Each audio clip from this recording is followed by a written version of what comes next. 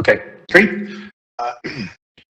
I will call the Water and Sewer Board meeting of January 13th to order. Start, Brendan, if you take roll for us. Appreciate it. Board Member Freeman. Present. Board Member Jolie. Present. Board Member Kelly. Present. Board Member Mercier. Board Member Ridley. Present. Council Member Russell. Present. Council Member Ward. Mayor Sierra. Vice Chair Boreski.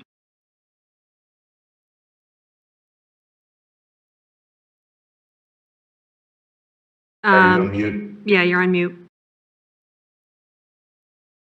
We'll come back. Chair Moore. I think Ty just unmuted. Yeah, sorry, I was having trouble picking up the audio. Present. Wonderful. Chair Moore is also present. All right, thank you. We'll start with item 4, consideration of the minutes from the December 9th meeting. Can I get a motion to approve? I move to approve. A second? Second. All right, thank you. Any corrections or changes to the minutes? All right, all in favor, please say aye. Aye. Aye. Aye. Aye. Opposed? Thank you, sorry, a little hasty there. Opposed? All right, motion carries. Item 5 is recognition of public comment. Brenda, do we have anyone from the public to address us tonight? No, we do not. All right, thank you. We'll move on to item 6, new business. We just have the Interfund loan transfer. Peter, Sarah? Yeah, thank you, Chair. Sarah and I will both be presenting on this one today. So what we're presenting tonight is an interfund loan between the sewer fund and the storm drainage fund. And essentially how this has come about is, as we've been, as you recall, stormwater got moved back under utilities this fall. And in the process, we've been taking over, closing out projects and handling the projects that were underway and the funding and looking at the overall funding of the program as a whole. And essentially what's occurred is we've had a few large capital projects that some significant invoices and payments came through near the end of the year as we were closing them out. One of them was the South Englewood Flood Reduction Project. It had some pretty significant final invoices and retainage to pay out. Old Hamden Utilities, which is in the process of finishing up, but still has outstanding invoices out there and work. And then late last year, we completed the 2025 agreements with Mile High Flood District. Remember, this is how we gain matching funds from Mile High Flood. And that went through late in December to still get it under 25, which is what it was. We'll be doing the same thing in 2026 for the 2026 funding. And so when we add to that the other broader fund obligations, including debt service, funds available, things like that, we end up in a cash flow situation that we've identified that shows that we need this stopgap for a certain period of time to help bridge that gap. And what we're bridging to is Sarah and I have been meeting with Mile High Flood. We had our first meeting with them about 6 or 7 weeks ago, where we recognized that the stormwater fund was lacking in fund balance and was really actually had expended the majority of the funds available. It leveraged a lot of debt to do South Englewood, and we were trying to figure out ways to be able to move forward with the fund in a way that could be productive. And so what we identified actually was the South Englewood project did not have any matching funds for Mile High Flood associated with it, which is typically how Mile High Flood does things, big regional things like that. They'll provide matching funds up to 50%. Now, we checked with them, $28 million project, they typically don't have 50% matching funds for. But what we proposed was, well, we've been building these these joint funding fund balances that Mile High Flood has been holding for the last few years. What if we took that fund, applied it to the work that we've already paid for as a part of that Mile High Flood, and essentially brought that money from being held with Mile High Flood back into the Englewood Stormwater Enterprise Fund. They looked at us and said, well, no one's ever asked us to do that before. This is a new way to do it. And we said, well, could you check with your leadership and see if that's possible? At which point they did, got back to us last Friday and said that all the way up through their executive director, they're in agreement that this is a good approach. And the result is we should see sometime this spring, if it's approved by the Mile High Flood directors, the board, $8 million coming back into the Stormwater Fund for the city of Englewood. And so that's a tremendous, it's a huge deal for the fund, because what it does is it reestablishes the fund balance so that we can actually build a longer term sustainable funding model. It doesn't require us to go and raise rates significantly, and also acknowledges the fact that the city expended a significant amount of money for the South Englewood flood reduction program. So what it does is it zeroes out all the balances that we've been accruing with Mile High Flood over time, applying it in principle to a match for South Englewood funding, South Englewood flood reduction after the fact, and then allows us to have a $8 million fund balance, which is a really, really good thing. So we don't anticipate that. It still has to get through their board for approval and things like that. As in concept, everybody's on board with it, but it still has to be approved by their board. So we anticipate that late spring time frame is when that funding would be available. So we're in this gap period between now, when we have a number of obligations coming up, and that solution that we worked out with them to reestablish the health of the fund. So where we're at right, so I guess the point of that is we have a solution, we think, that is a very good solution for this fund that stabilizes it and allows us to build a sustainable future with the fund. But we need to bridge the gap right now. And so why we need to bridge the gap, I'm going to turn this over to Sarah, because she can run through the numbers of where we are and what we're facing and what we're trying to fix here with this interfund transfer. Thank you. Good evening, everyone. Okay, so we'll just talk about kind of how we got here, and this will set up what that interfund loan that we are requesting, the amount that we're requesting. So as of the end of November in 2025, the fund balance, the cash available fund balance in the storm drainage fund was about $2 million. And you can see at the top of the table here, there were final invoices and retainage that needed to be paid out for the South Englewood flood reduction project. So that total was just under $1.6 million. And then there were also two outstanding invoices on the Old Hampton Utilities project, the stormwater portion only, that were paid in December, amount of about $632,000. So with the revenue that had been booked by the time that we put current fund balance, which was as of last Friday, there was about $300,000 left in the storm drainage fund. That does not include additional monthly drainage fee revenue that is to be booked for December. We're estimating that another $300,000 of revenue has come in and will be booked here in the next few days. But then that would put that current fund balance at about $600,000.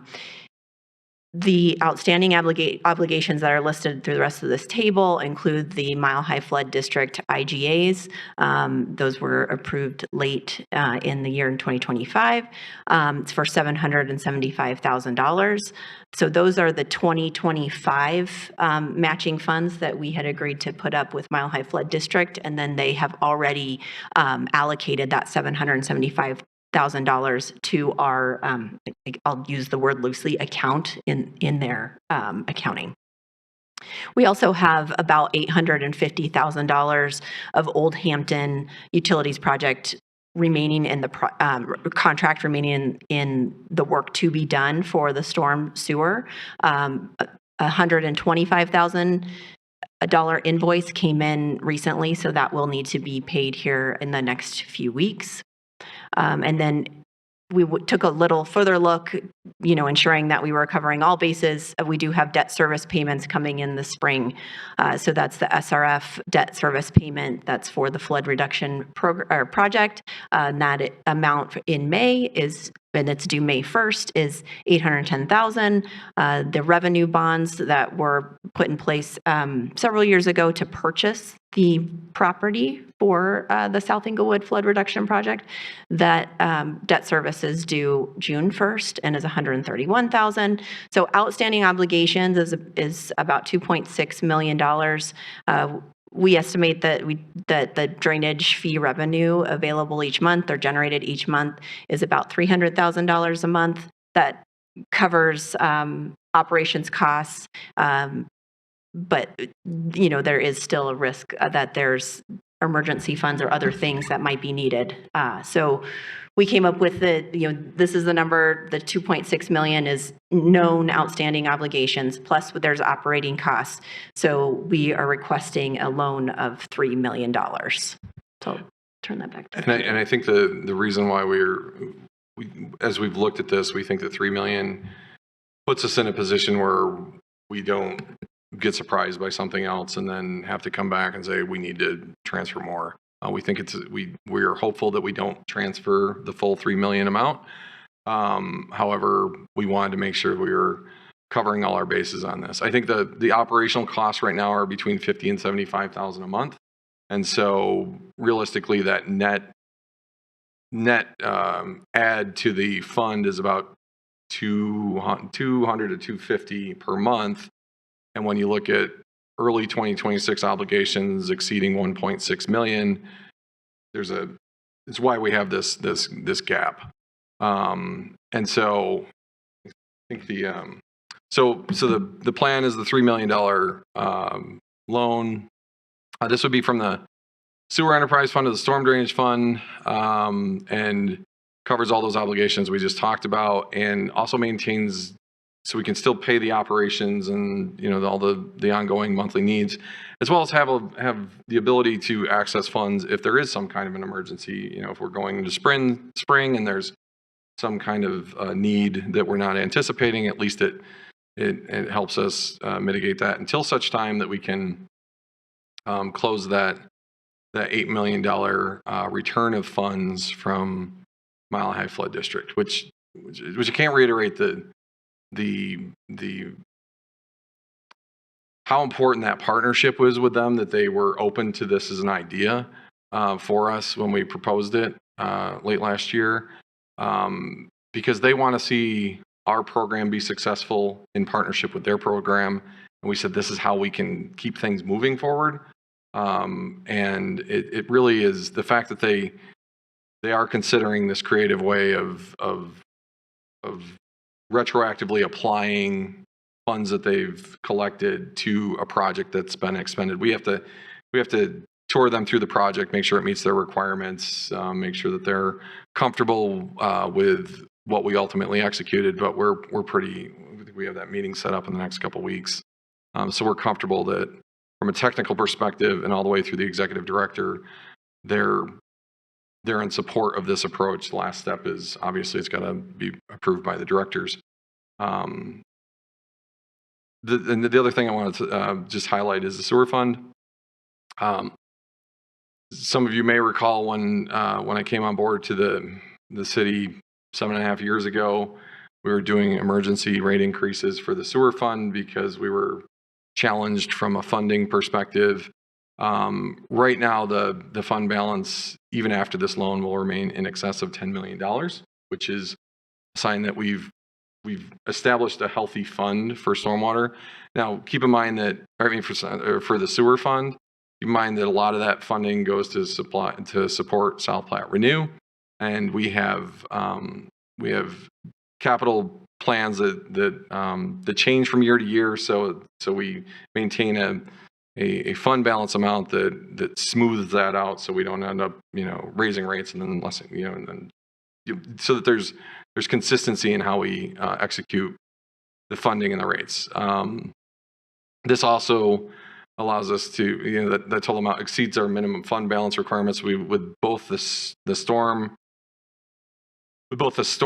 fund and the sewer fund, we went back and checked bond covenants and coverage requirements that are on our loans and our bonds, and this further helps to reinforce some of those requirements on the storm loans that were issued, because when we're getting down to $300,000, we're not necessarily providing for 3 months of operations expenses, and so we're just getting really close on those things.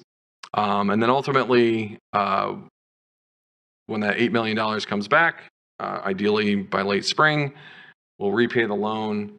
We'll have our financial model built out similar to the water and the sewer fund, and we'll also integrate with the sewer fund and the water fund.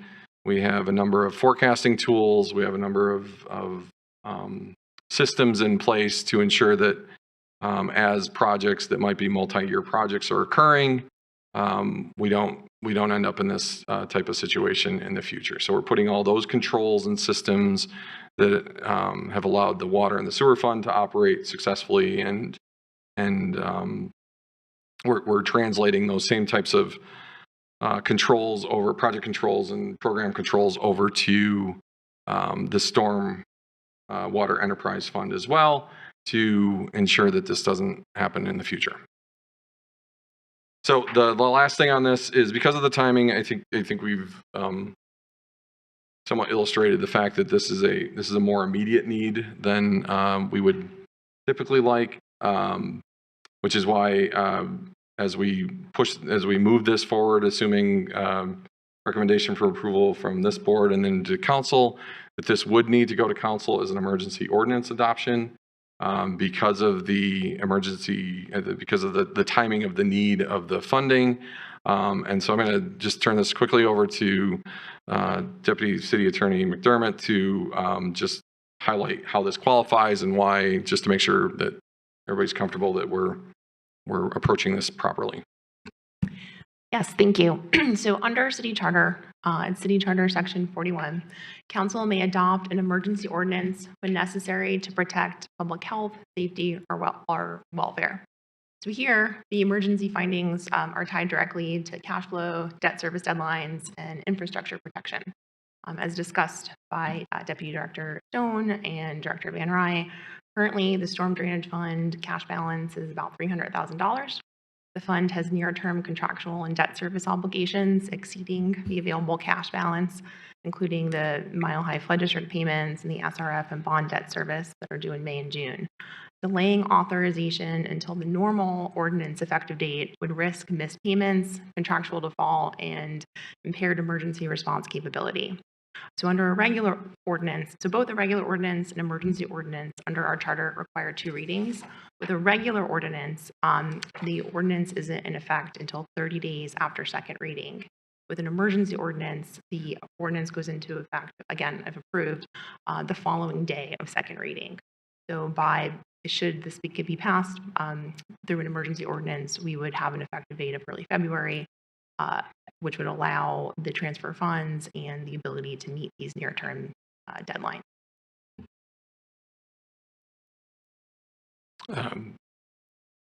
Thank you, Deputy City Attorney.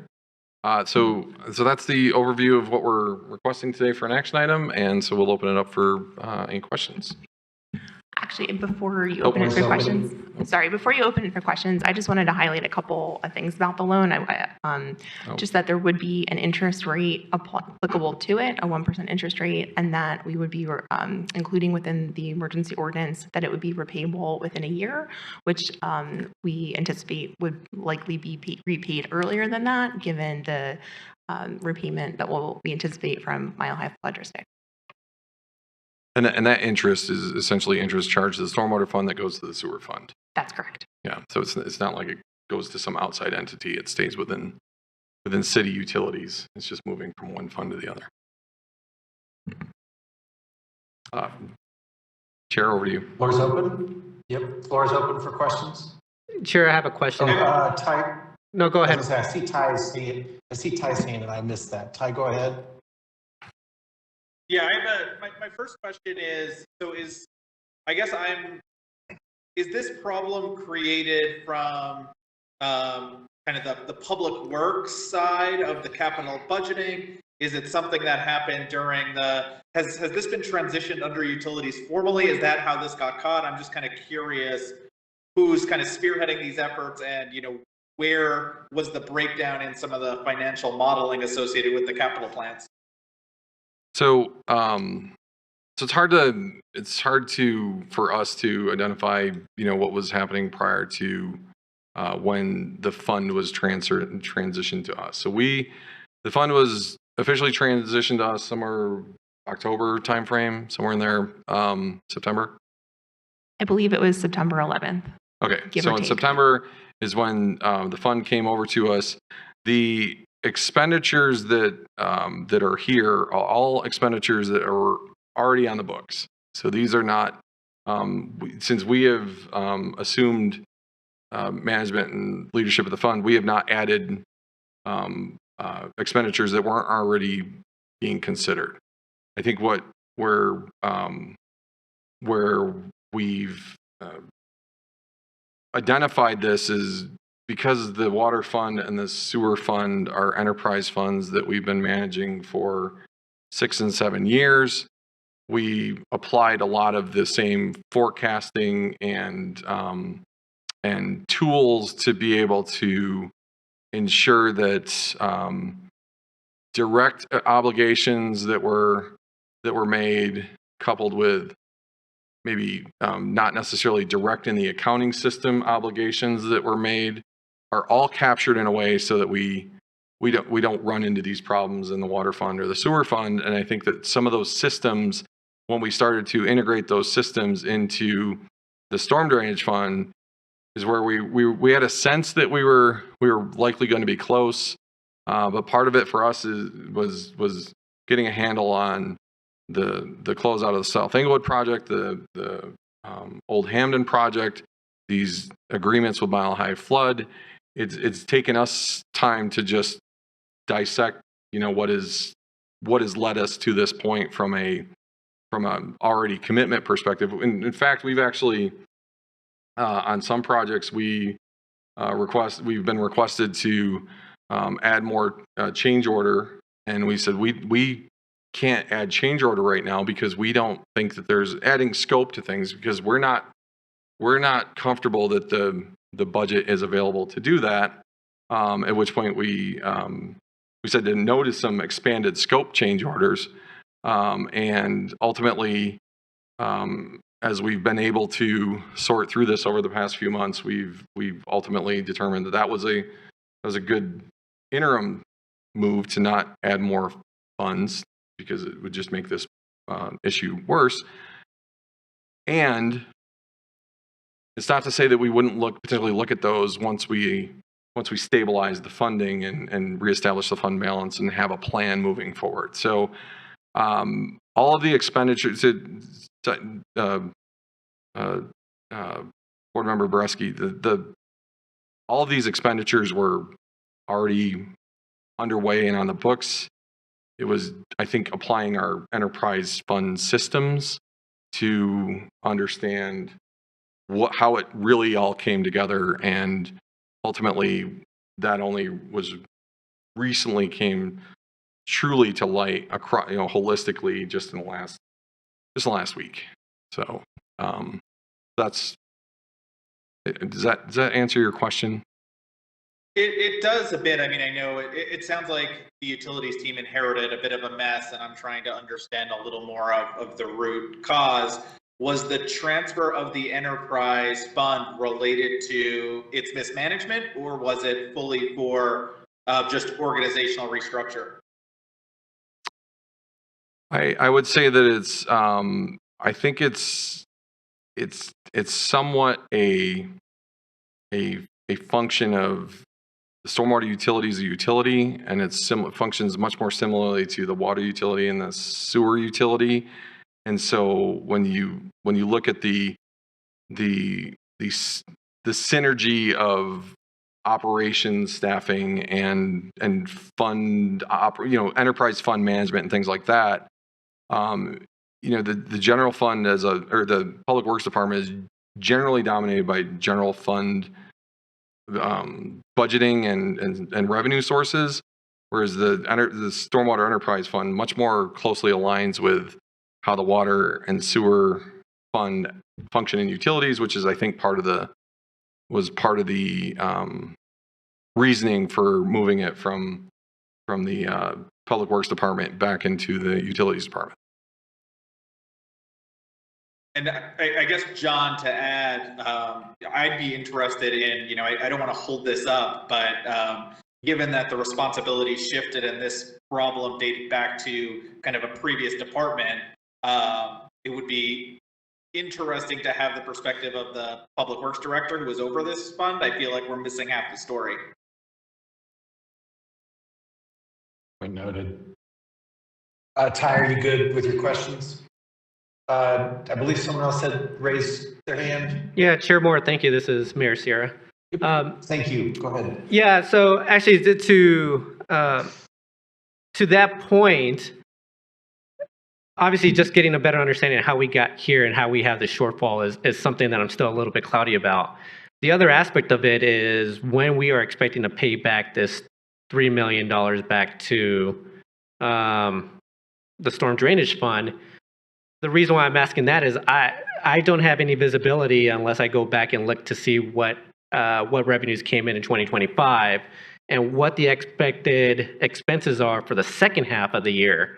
I'm just trying to figure out, do we have enough to cover for the second half of the year if the expectation is to pay back sometime in 2026?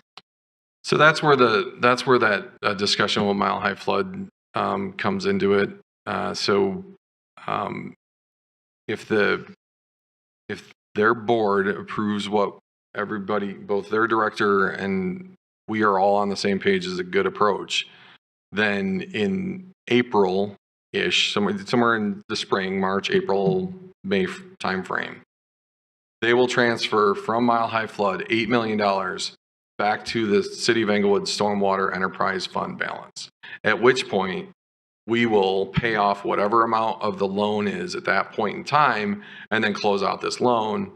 And we assume that it'll be, the fund balance at that point in time will be $8 million less whatever the differential is.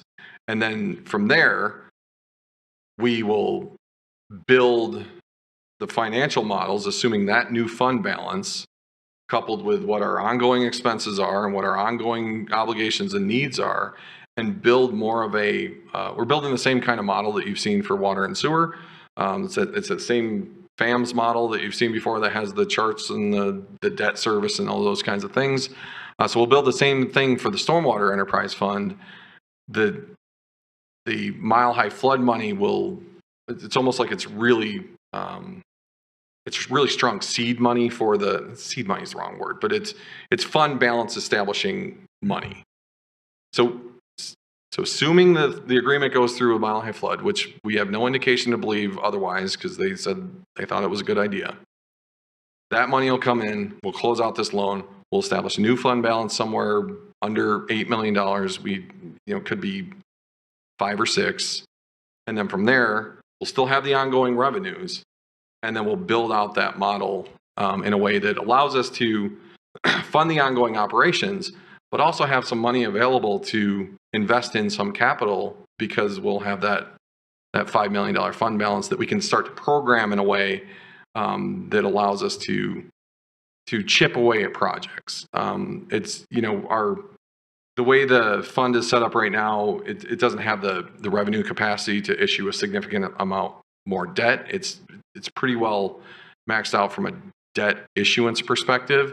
And so the best way for us to fund it is to break the projects into smaller projects and then work with that partnership funding from Mile High Flood. One of the other discussion points on this that I think helps, that also helps with that is when we talked to Mile High Flood, they said, well, there's the larger projects, they'll do 50-50 funding matching that we've been building over time. But they said if you have less than $1 million projects, some of those require no matching funds, and if you submit them to us and they get approved and they have budget, they'll just fund those projects.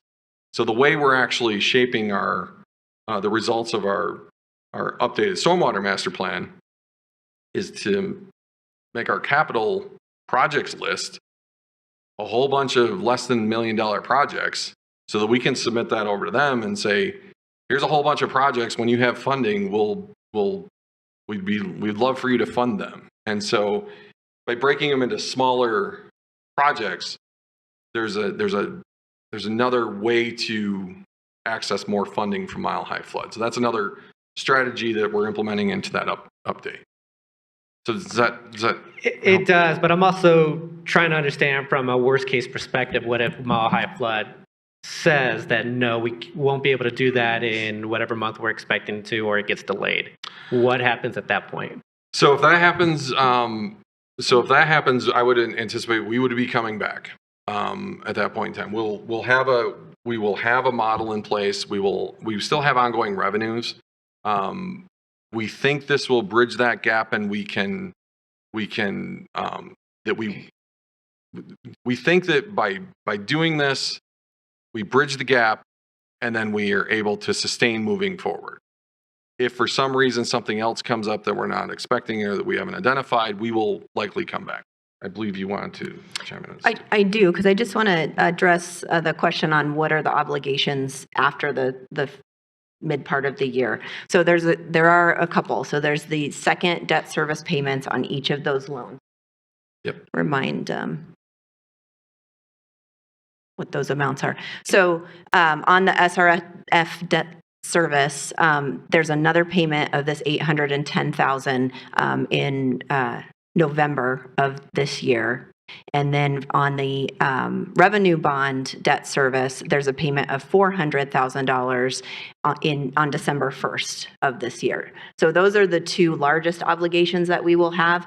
Everything else is captured here because we, as Director Van Rij mentioned, we have not added any additional contract obligation under the stormwater fund since we took it over. The only other thing would be the operations costs of the 50 to 75,000 per month that we are actively looking at. So yes, worst case scenario, we would need to come back, but those are the largest pieces of obligation that we would have left. Sarah, the revenues to the fund, is it just the $300,000 per month? Is that the revenues of $3.6 million? That's correct. There's a small amount of fees that are associated with development review and adding into the system, but it is small. Yeah. Okay, thank you.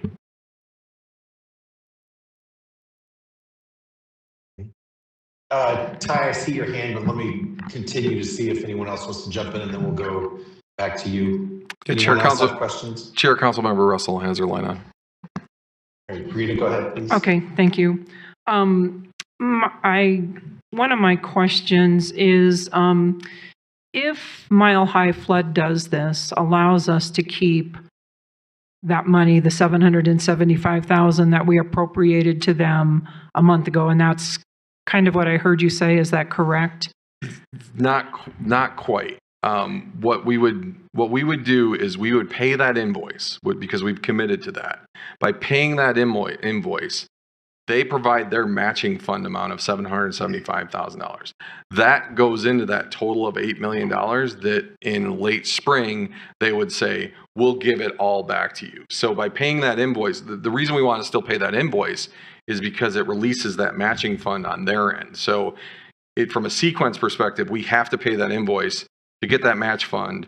And then in a couple months, all of it would come back to us. So not just the 775 times 2, but all the money that has built up, another $6.5 million that's been building up over the past several years. And in their accounting, what they would do is they would retroactively apply their match, which is about $4 million of that $8 million, to the South Englewood flood reduction project, And which is why they were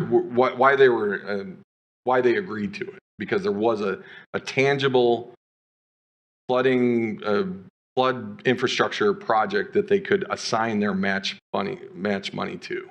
Okay, and if we do that, then those 2 funds that we have been building up, so when we have a project, they're going to be depleted somewhat, correct? They will be depleted to zero.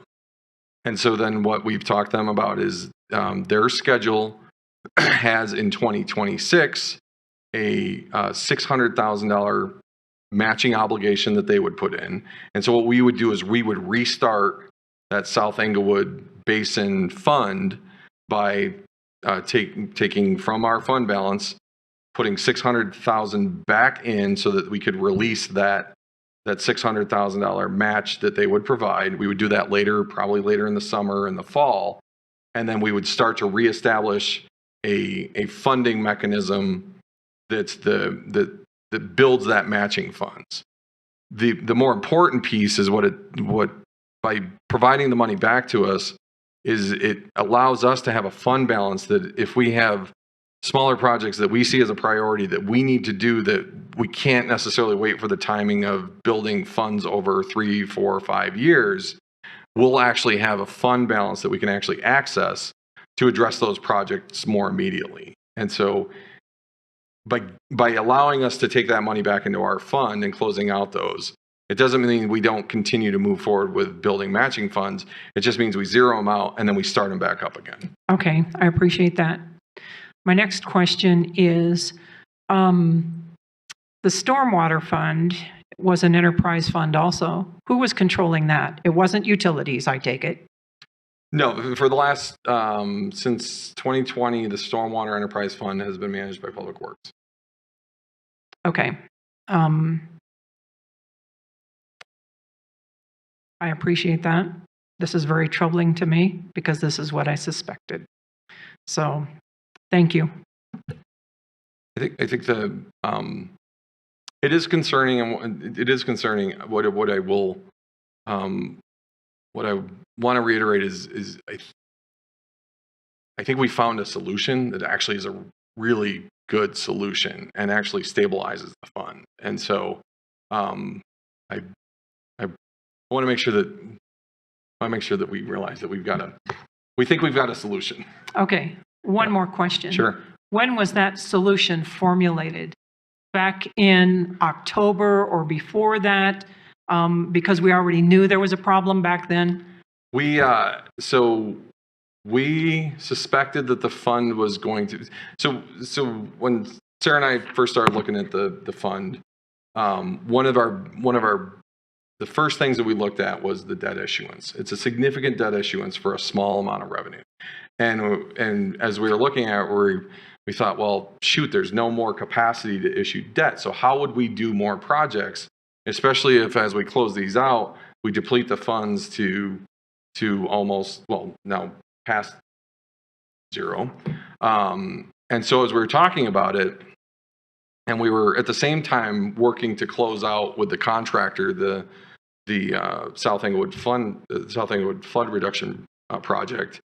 The idea through one of our discussions, the idea came to light of, well, what if we just ask them to apply the funding that they have to retroactively just jointly fund that project, which is already done.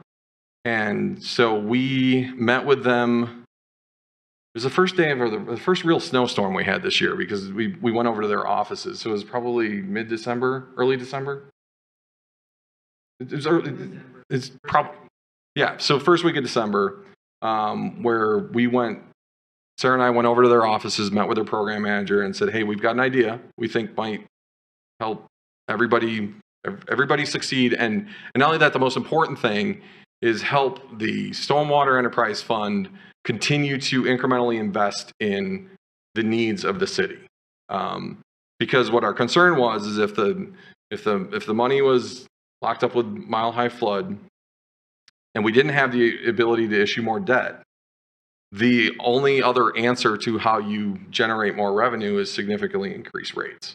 And so we proposed this idea to retroactively apply those funds as a way to mitigate the fact that we can't issue, it's hard for us to issue debt right now, and we didn't want to have a significant rate increase on our customers. And so the idea basically came to light in early December. So just one more question. Sure. So you did not know there was a problem until you inherited the department. Is that correct? Or did you know there was a problem before you inherited the department? I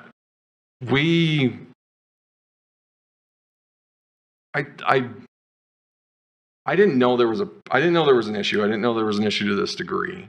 What I did recognize was that there was such a significant debt issuance in the stormwater fund, and recognizing the amount that we charge monthly for stormwater, because I know when we charge for water and sewer, I know how much revenue we generate from that. So in the back of my mind was, we've leveraged a lot. We're completing some big projects, and I'm not sure what the longer term funding strategy is, but it wasn't necessarily we knew that it was significantly leveraged, but we didn't know the degree to which it was, and we've only recently fully been able to illustrate and see not only where the problems were, but where we thought potential solutions were. I mean, really, this mile high flood thing is frankly the only viable solution. And again, in terms of partnerships, the fact that they're open to it and the fact that they're agreeing that it benefits the city and the community as a whole as an approach, which is why they're considering it, is really how we restabilize things. I appreciate that. I will have more comments before we go to vote. Thank you. I want to squeeze some stuff in, but I want you to go ahead and get your question in. Excuse me, Chair. Councilmember Ward has his hand up as well. Sorry, Please, I was late. You may have already covered this, but why the sewer fund? Why not the general fund? The sewer. So the reason we went with the sewer fund was because it's a utility held fund as well, and it's got a strong fund balance right now. So it made the most sense in the sense that we administer the sewer enterprise fund, and so we have a really strong handle on the finances of the sewer fund. It's got a strong fund balance, and given the sense that in our mind right now, this is a short-term temporary bridge loan essentially. That was the most well-equipped fund to do that with. That's why we did it. The reason why I asked the question is because what differentiates these from me is that this stormwater thing is a Englewood only issue, and the sewer fund is based on an operation that is jointly owned between Englewood and Littleton. It almost feels like we're dragging Littleton into our problem. Well, the reason why I would say we're not is because we are still maintaining the complete funding that's required for SPR in 2026. So none of this impacts that. So we don't have any short-term immediate needs that this would be impacting from a Littleton perspective. Now, if this becomes something that drags out, I think that's something maybe we should go back and look at and say, is this still the best approach? based on the way we forecast the expenses required for South Platte Renew and how we distribute those costs to both cities. From a short-term perspective, we think this is the easiest, the most straightforward way to do it that doesn't cause impact to either fund. And frankly, actually generates a little bit of interest for the fund on behalf of Englewood sewer customers. Thank you.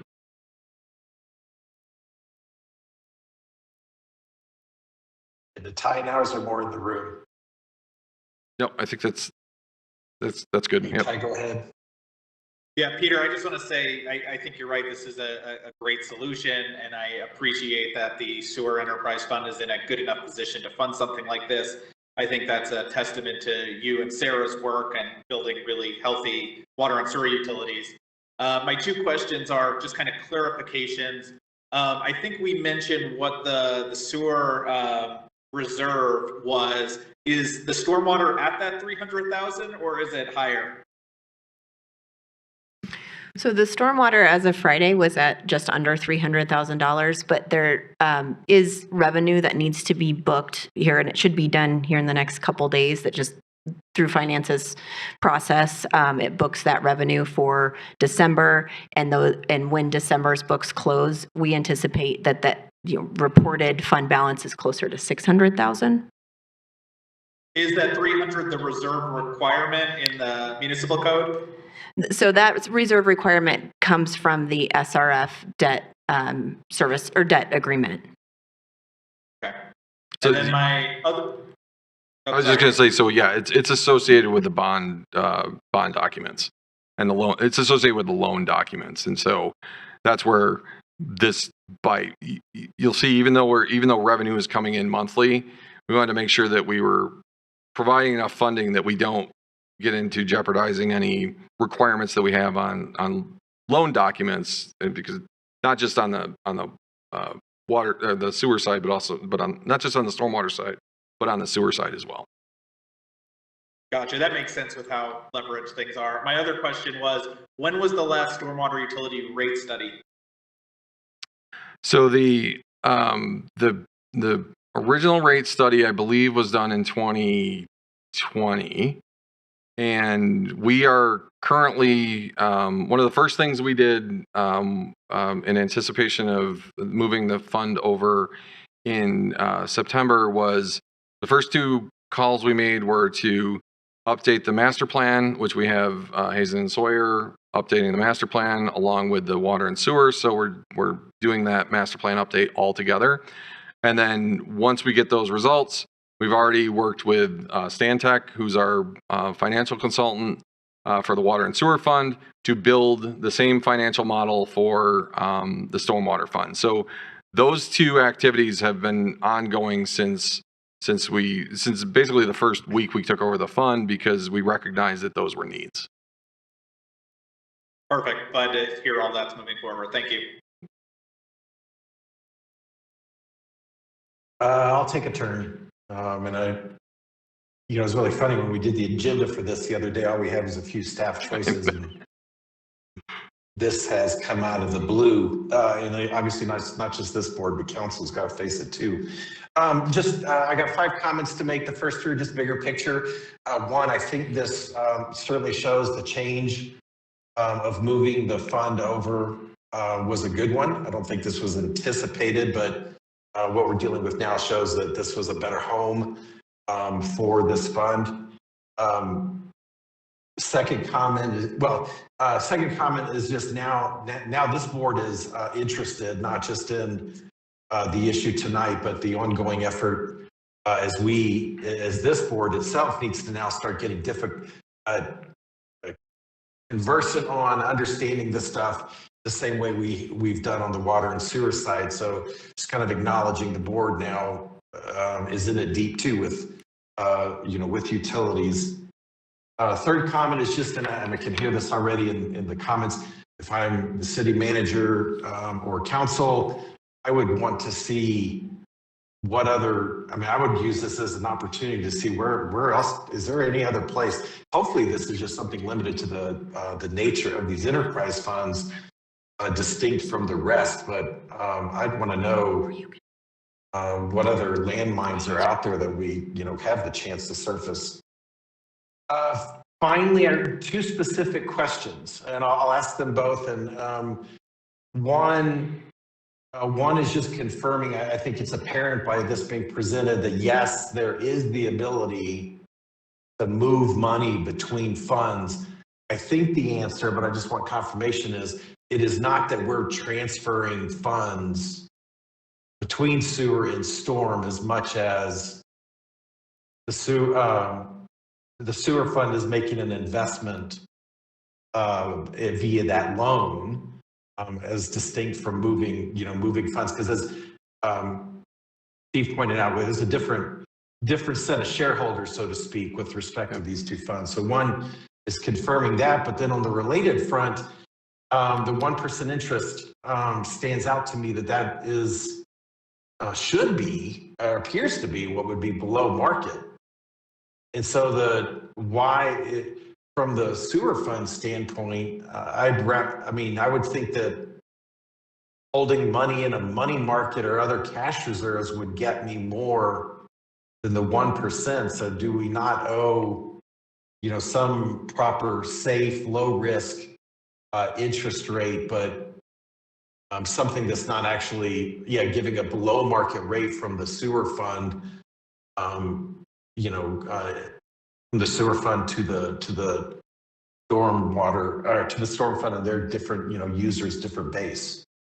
So I'd love just confirmation on those last 2 points. Yeah. So on the first point, which is, I would say that this is less of an investment by the sewer fund, is more of just a funding mechanism. And so it's not as if, and so yes, that is allowed. And in fact, I believe it's back in 2019, there was a stormwater, there was a loan set up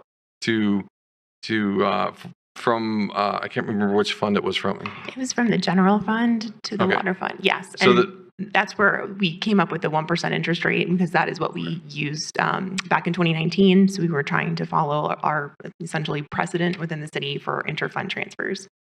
Yeah. So Chair, did you hear all that? So there was the direction of that loan. So that loan was from the general fund to the stormwater enterprise fund. Is that right? Yeah. Oh, sorry. I believe it was water. Oh, it's to the water fund. Okay. Yes. Right. 2019. But the general fund, I think there's a distinction that the general fund, I think maybe there's an argument where they could choose to be more generous. Let me just ask this basic question. Could the sewer fund say, hey, we have more than we need. We wish to permanently move that money over to the storm fund? I think the answer is no. I believe the answer to that is also no, because that is not what those charges were originally. Because of transparency of charges to our customers, that would be charging for one thing and then using it for something else, which we can't do. That's why, right. And that's why, Peter, I chose the investment language construct. That money that will be temporarily with sewer remains an asset of the stormwater fund. So we've not used, and in essence, what that is an investment. I would question if the circumstances around the 1% prior loan that was done between the general fund and the water fund are actually a valid precedent here or applicable. It's still, let me ask this. If the sewer fund does not make the loan of $3 million, what money will that $3 million earn inside the sewer fund?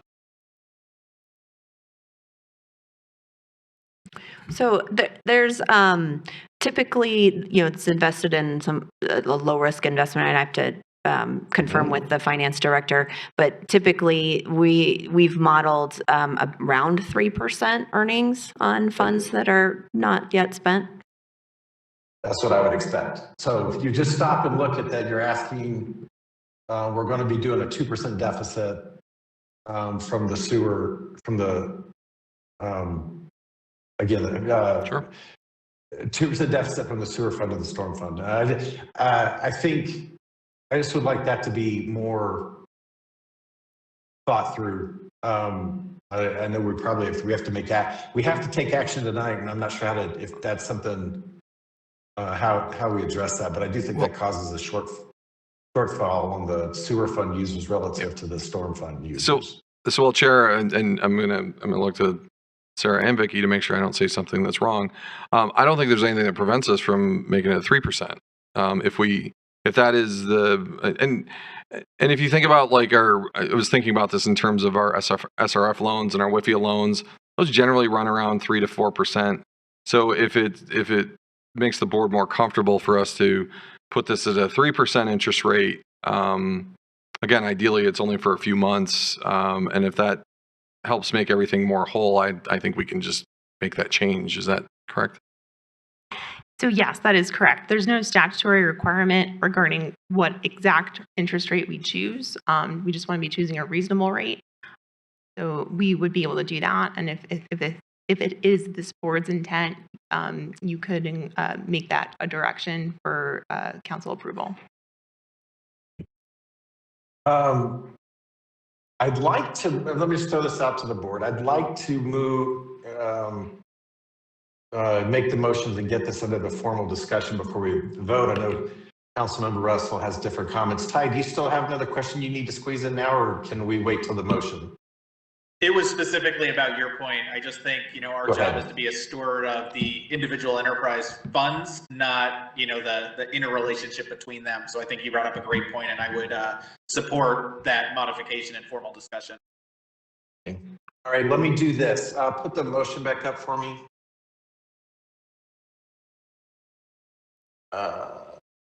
It's not up on my main screen yet. Let's see, maybe that's just my part. Actually, can someone, Peter, can you speak to see if that, I want to see if that triggers the motion to come up from the main screen. Yeah, so Chair, the motion does actually have it does reference the 1%. Yep, yeah, I can see it. Okay. In a rare move, I'm going to move this myself. So I'm making a motion to approve and recommend that council approve an interfund loan from the sewer enterprise fund to the storm drainage fund in the amount of $3 million for a term of 1 year at an interest rate of 3%. That's the motion. Can I get a second? Second. Okay. Floor is open for discussion. Councilmember Russell, I'll be happy to go to you first if you would like. Thank you, Chair Moore. And I do have one more question. Do we have to go to, due to Councilmember Ward's question about the enterprise fund, the sewer enterprise fund, do we need to go to Littleton for approval on this as well? So I will defer to Deputy City Attorney McDermott on this, but my immediate sense on this would be no, because our enterprise fund and how we manage that enterprise fund, our obligation to the joint venture is to provide the funding required on an annual basis to the joint venture. And so this does nothing to impact that. Even with this loan, we still have good reserves. So as we look to what the future looks like for South Platte Renew, this is intended to be short-term in nature and made whole within less than 6 months. I mean, it's a year term right now. If it goes beyond, I would say early summer, we'll come back to this board and say, hey, we talked in January. Here's where things maybe didn't work out like we expected. But I would say that our obligation as an enterprise fund and as a city, as a joint venture partner, is to ensure that we are funding for the immediate year's requirements, which this does not impact that. I appreciate that. So this is our sewer enterprise fund. This is not South Platte Renew's enterprise fund. That's correct. This is the City of Englewood Sewer Enterprise Fund. And out of this, the city funds essentially half of South Platte Renew. Littleton has their own sewer enterprise fund, and they manage that enterprise fund and ensure that the funding is made to support the annual budget that's presented for South Platte Renew, which this year I believe was $42 million. Both cities have the funding mechanisms in place to make that, to ensure that funding level. And so this should have no impact on that. Okay, thank you. I appreciate that. And I appreciate the comments by Ty and by Mr. Moore. I think that's absolutely correct. But I think council has an obligation to look at this. This should have been looked at before the transfer ever happened. And actually, I believe we're having a study session. Is it next Monday, or is it the Monday after that, Mayor? Which specific topic? Well, I asked to look at all of the departments that were transferred in October between first and second reading of the budget. I know we're talking about Code the enforcement. code enforcement, but I think we also need to look at the rest of them. I'll take a look. Go ahead. All right. Thank you. Any further questions? Ty, go ahead. Yeah, I just want to echo again, I'm supportive of this. I think this makes sense in the short term. I would ask our city council representatives to make sure we do to look into this on a deeper level. I don't think this board got the level of resolution that we would prefer, especially post-transfer, to no fault of the utility staff. But I think the financial modeling, the administration of the Stormwater Enterprise Fund is something that warrants some additional consideration. I know we're not granted that liberty or luxury here with the emergency nature of this, but that's not an excuse for mismanaged governance. So I would just ask that for our council representatives. Any questions in the room or comments in the room? Chair, can I make one additional comment? Yep. So I think as we look at this, I think part of the, as we think back to the transfer of the division from Public Works into utilities, if we go back historically, the transfer from utilities into Public Works was at a time that utilities was significantly struggling, and I think that that was the time when we changed some of the structure around my position specifically and things like that. And so I think as it evolved over time, I think the recognition by City Manager Lewis in talking to me about what do we think about moving this back in was somewhat of a recognition of maybe it was, maybe it made sense at the time to be administered in Public Works, but long term, and given the stability of the enterprise fund or the utilities department, that this made sense to move it in. So I think even with I think that the action of moving it was a recognition that things needed to be fixed. And so I think that's where we're still at least ahead of it. We're closely ahead of it, but we're ahead of it. Thank you, Chair.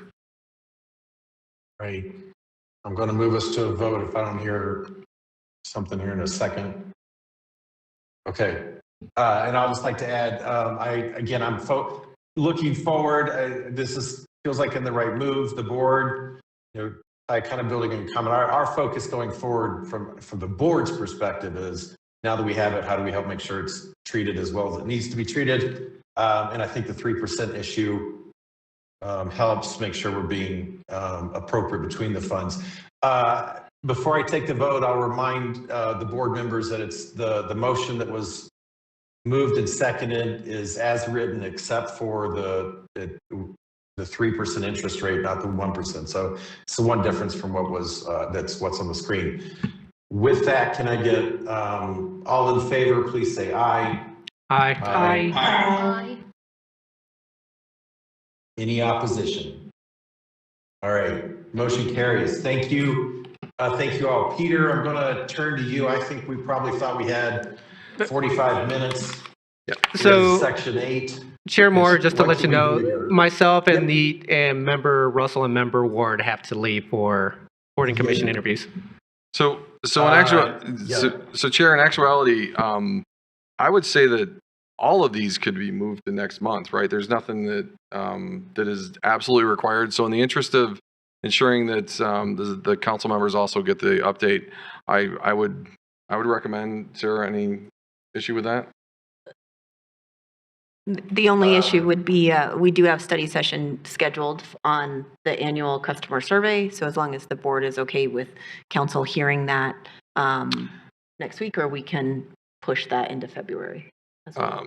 Yeah, so we could either, so there's three options. So here, so I guess, thank you, Sarah, for that. So the one that has a timing related issue is the survey results. And so we can either do that today with the remaining members of the board who are here. We won't have a quorum. I'm sorry, right? We're not going to have a quorum, I don't think. This meeting has. It's we also have to stop. Oh, is that? Oh, I'm sorry. We do have 6 still. I'm sorry. With the absences, okay. Yes. I stand corrected. Thank you. Yeah. So that's one option. The second option is we just keep moving forward with the results and we present it to the council in study session, and then we just bring this back to the board in February. Study session date is what's the date on the study session? It's January 20th. It's Tuesday because Monday is a holiday. Yeah, so there's no action item related to it. It's just we like to present to the board before we present to council, so it'd be slightly out of order for an informational item. It's just reporting out annual customer survey results. So if the board's not concerned about the timing of that, that's an option. The third option is we move the study session from the 20th to a future date in February. And so we could do any one of those three based on what the board would like to do. Okay, first off, let me excuse the council members. Let me apologize for, I knew this timeline, you guys had a commitment. Sorry we didn't manage to it. You guys are free to go. And thank you for your help tonight. For the remaining board members, I'll ask you, given the council will see this on their own, we could proceed with the survey results tonight so that the non-council member board members hear it, unless and I'll suggest that unless someone would prefer to suggest a different course of action. All right, let's go ahead while the council members take their leave. Why don't we go ahead and do the survey results for the rest of us? Okay, that sounds great, Chair. I'll get this advanced to the survey results, and I'm going to turn this over to Deputy Director Stone to talk through our annual survey results, which are actually some good news. I was going to say, this is definitely good news. So we performed our annual survey between August and October of 2025. The same survey that was done back in 2023 was just updated with dates and times and sent in the customer bill. It was also made available at all city facilities for a paper copy, and there were options to submit it online. So it could either be submitted online or mailed back to the city or dropped off at one of the city utility big old bug that just flew in front of me. Sorry about that. Or dropped off at one of the city facilities. So the total responses that we received were 635.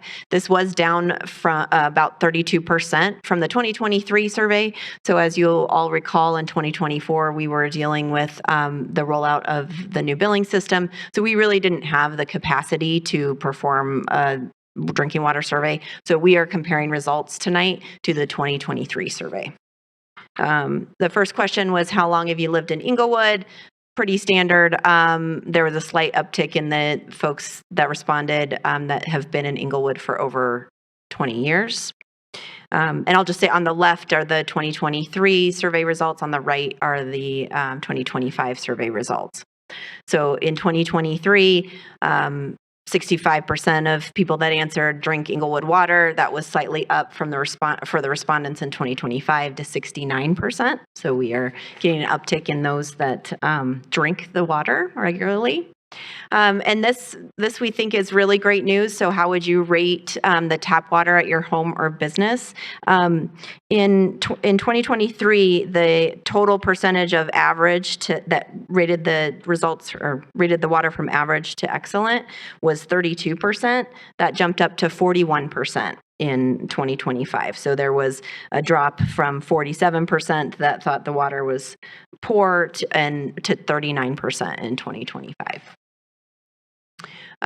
So the next question was, do you use a device at your home to filter your tap water? Same exact results, 66% use one, 34% do not.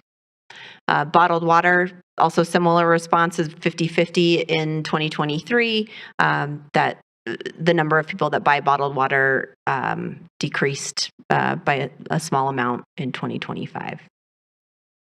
The next question was, have you experienced discoloration in your water in the past 12 months?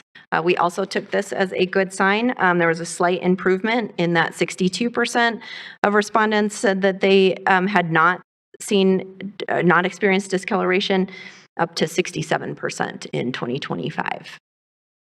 And then we ask about the timing. We added this question in 2023 because typically when temperatures increase is when people will see discoloration, and in the spring that will typically happen. So you're seeing that here as well. Most respondents say that in April and June, or April through June, is when they would see discoloration of the water. More improvement here is, this question was about any improvement in the taste of the tap water. In 2023, 23% said there'd been either a minor, noticeable, or significant improvement in the water. That total percentage in 2025 increased to 37%. So we were happy to see an increased number of people noticing improvements over time in their water. And this question goes to the odor. There was also improvement there.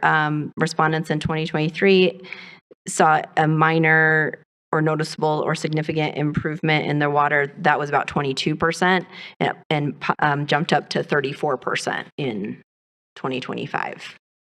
And then next, getting to the rating the cost of the water. A lot of this stayed relatively the same. The comments are also allowed in the survey, and so there were several comments related to the cost of the water, whether it's I would pay more if the water tasted better, to no, you're charging way too much for the water. So not a huge change here. This relates to how much a customer would be willing to pay for drinking water provided by the city. We've done the calculation, and I'll have that calculation at the end of the presentation, that it costs less than a penny per gallon to deliver water to a customer's door. And so you can see here that percentage is about 50% in 2025, down from 2023. So that's showing that people will pay more for improvements to the water, as 38% said they'd pay 1 to 2 cents per gallon. So at this point, those people are not even paying that with Englewood's current rates. We also asked, how would you rate the cost of your sewer service? Very similar results between the 2 years, the 2023 and 2025 results. So as I mentioned, there was the opportunity to fill in open-ended questions. One, was related to how much people are willing to pay for a bottle of water. That ranges anywhere from a penny to $3. Several examples of write-in answers were shouldn't have to buy, or don't buy, or not applicable. And then we also asked for any additional comments that folks would like to provide. There were common themes around the cost of water, both positive and negative. Some were that the water did cost too much. Others were they feel like they're getting a good value for the service provided. There were also comments related to taste, odor, and hardness. The same comments, some good, some bad. There's also improvement in those comments as well. We did have a couple customers that thanked us for the lead service line program. We also had a couple customers that complained about the lead service line program. There were upwards of the 300 plus responses, there were probably 20 to 25 responses that gave a comment about the improvement of the water, that they saw significant improvement over time. So we really appreciated seeing those comments, and we have not shared those in the packet because some customers do leave their personal information, but I can make that available to the board should they wish to see those comments. So lastly, I just want to comment on the less than penny per gallon to deliver water. These are the bill components for a typical customer in 2026. So what they're paying for their water. The capital improvement fee is $17 per month for a 3/4 inch meter. The administration fee is $3.68 per month. The drinking water loan fee, which was a new fee that was added last year as a part of the lead reduction program approval and the SRF loan approval that invest funds into the distribution system. So that $5 a month fee is included here. And then the usage rate is $4.26 per 1,000 gallons. So for a typical water user of 6,000 gallons per month, they're paying a water charge of $51.24 or less than a penny per gallon. So with that, I'll open it up for any questions. So, Chair, before we move to that, there was one comment I wanted to make, which is, and I'm not sure if you said it, but so you'll see the results go from 23 to 25. And the reason that is because in 2024, right around the time that we would have done our normal, our customer survey was right when we were at the peak of dealing with the billing transition project. And the last thing we wanted to do was add another thing to add more confusion to customers' bill at that point in time. And basically, from a resource perspective, we had all of our resources maxed out in trying to address that. So that I wanted to make sure that everybody understood that's why there was a gap from 1 year. And moving forward, it'll be year over year after that. I'll just throw the first question. Sarah, you mentioned a 32% drop in response rate. Any idea how we got better engagement 2 years ago than this time? So I tend to think of this as a win. I went back and looked at when we presented the results from 2023. That was also about a 30% decrease in the year prior, the responses from the year prior. And I tend to think that people complain more. You know, they'll write reviews when they've had a bad experience. So I relate it a little bit to that there's been, people are seeing improvement in the water. And we've heard this, kind of customer ride at various community events that we've been to. We've heard the same thing, that they do see an improvement in the water. So my guess is there's a little bit of that going on, that there's fewer people, complaining or having a poor experience. Yeah, so we're gonna keep trying to get people engaged to fill it out, and then at the same time we're gonna take it as a positive that maybe there's less people that have problems with the water, and so it'll not stop us from trying to get people to respond, and we'll take it as a positive. Any other comments or questions from the board? Chair, Board Member Freeman has her light on. Go ahead. Thank you. I personally get very excited about this portion of it. I want to personally thank you guys because that's the true voice of the people. It's really unfortunate that there was only 600 some people that responded. So, but I think these are the involved ones that are paying attention, so that at least they give you a more valuable feedback. So I personally, as a resident of Englewood, I do notice a difference. And I want to thank you guys. I mean, it's really big, I think. So thank you so much. I also think as people are becoming more aware about their health, I think we're going to go through some giant fly. Flew in front of me. There's a giant bug in the room here, and it keeps attacking people at the table. People that are speaking, they attack them. So I have to say, I think also people, as they become more aware of their health, they're gonna like deviate more from the sodas, and then they go to real water, and then pay more attention and all of that. I think the survey is gonna get better and better every year. Thank you for doing that.